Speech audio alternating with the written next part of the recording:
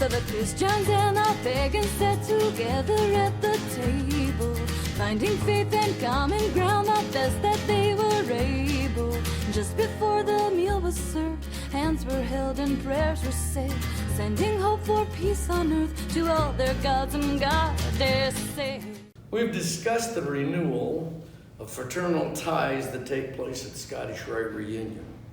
In this video, we will explore from a candidate's standpoint what to expect when they become a Scottish Rite member. Don Mosier, director of the work. I'm Steve Riley, reunion director, and we'll go through some of these questions. Don, what would a candidate expect at his first reunion? Probably the easiest way to answer that would be to kind of summarize the information that I give to a new class the morning of the reunion, before they actually start the degree conferral process. I always start with reviewing the Blue Lodge, the first 3 degrees.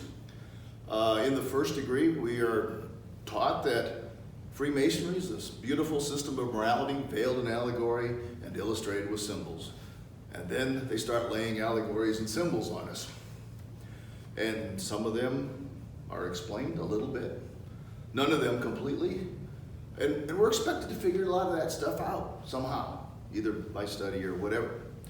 Then we get into the second degree, and we're taught that Masonry is a progressive science. It's important, I think, that we're never told that progression stops after the third degree. It's a progressive science that's open-ended. As part of that degree, we're conducted up a flight of steps. And in that process, we are taught a lot of things about the fraternity, a lot of things about working, how to be a man, how to live your life, including the 7 liberal arts and sciences, all influential in how you live your life. And finally, in the third degree, you learn that there are duties and obligations that are more important than your life. And that is what makes that a sublime degree. But I think one of the most important parts of that degree is actually a single short line near the beginning of the second section, when the master tells the soon-to-be Master Mason that, you're not yet a Master Mason, and I don't know that you ever will be a Master Mason. And that doesn't mean that he hasn't finished the degree yet. That's a statement of fact, and it doesn't go away after he receives that degree, because you can't possibly, nobody can be master of anything because they went to 3 degrees for 2 hours, heard some lectures, and maybe memorized some ritual. It's not happening. To become a master of something as complicated as the morality of our fraternity, that's a lifetime job. It just takes that long.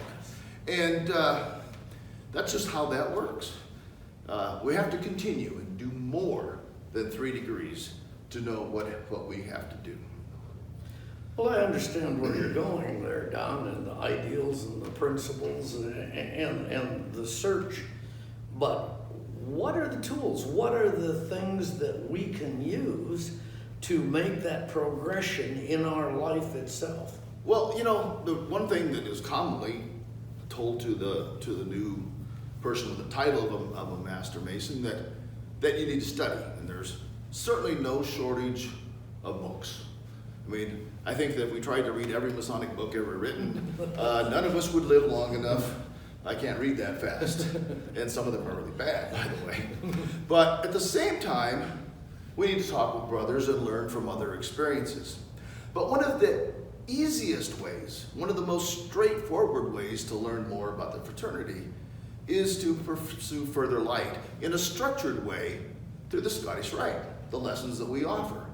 We have 29 lessons, call them 29 degrees, structured as degrees.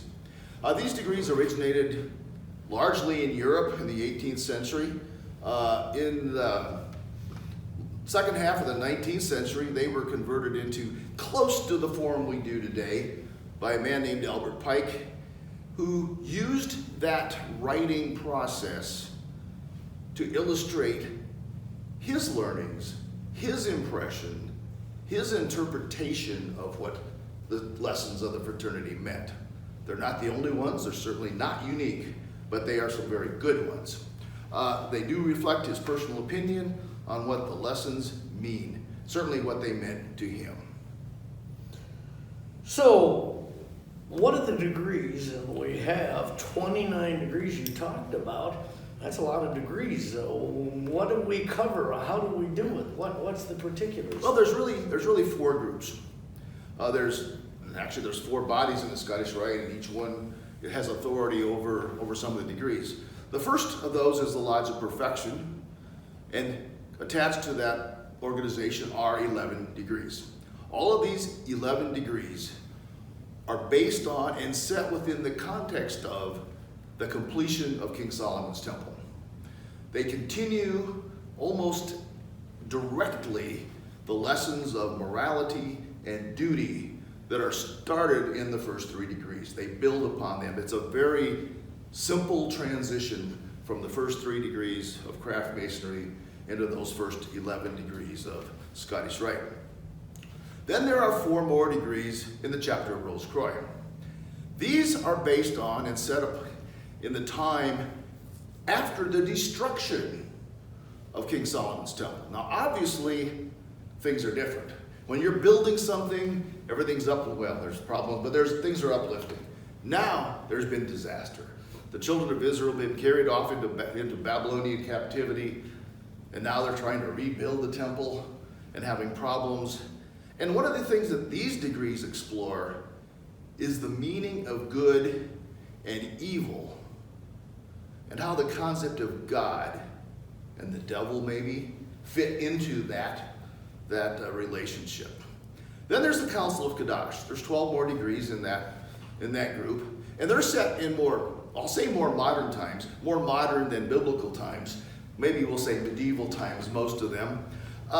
There's 2 groups of them as well. There's chivalric degrees and philosophical degrees. Together they explore the duties of us as brothers, as citizens, to our country, to society, and to the rest of humanity. Again, building upon the first 3 craft degrees.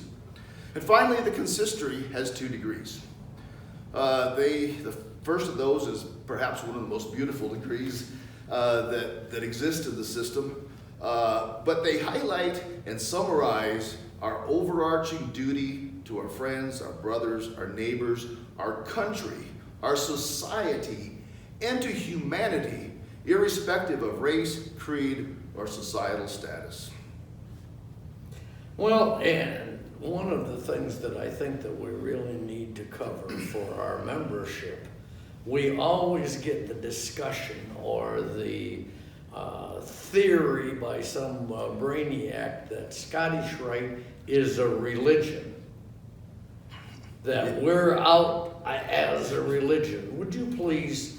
Yep, and that always comes back. And Freemasonry, and that I included that in the Scottish Rite, teaches morality.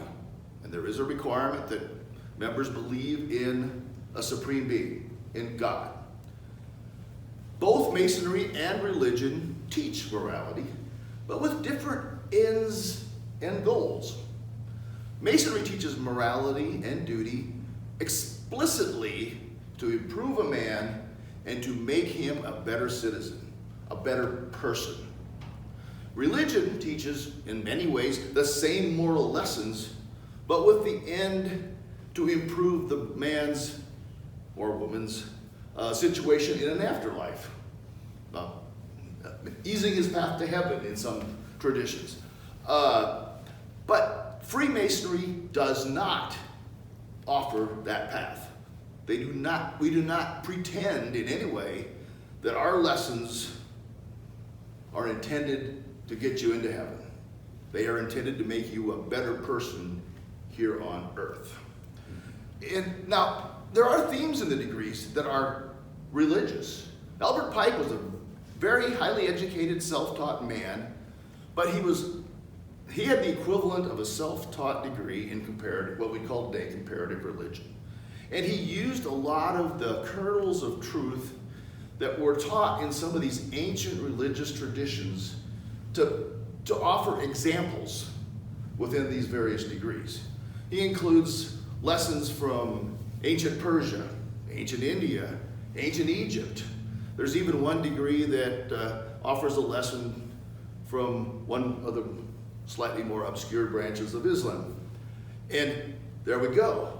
They're using religious concepts, but we're not teaching them as religious requirements. They're merely sources of information that are very valuable for someone to create their own thoughts, their own ideas, their own concepts, and improve their own relation with God.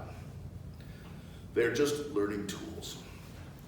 Well, I think that we've covered this brief introduction fairly well, Don. And the thing that I guess that I would like to put out to end this particular thing is for past member, or our existing members, I should say, please come back and join us for the reunions and the enthusiasm and fellowship that we get there. For prospective members, it's a heck of a road. Come and enjoy the road with the rest of us. Thank you. And come watch the degrees too. Thank you, Don. So the Christians and the pagans sat together at the table, finding faith and common ground, the best that they were able. Now where does magic come from? I think magic's in the learning, 'cause now when Christians sit with pagans, only pumpkin pies are burning.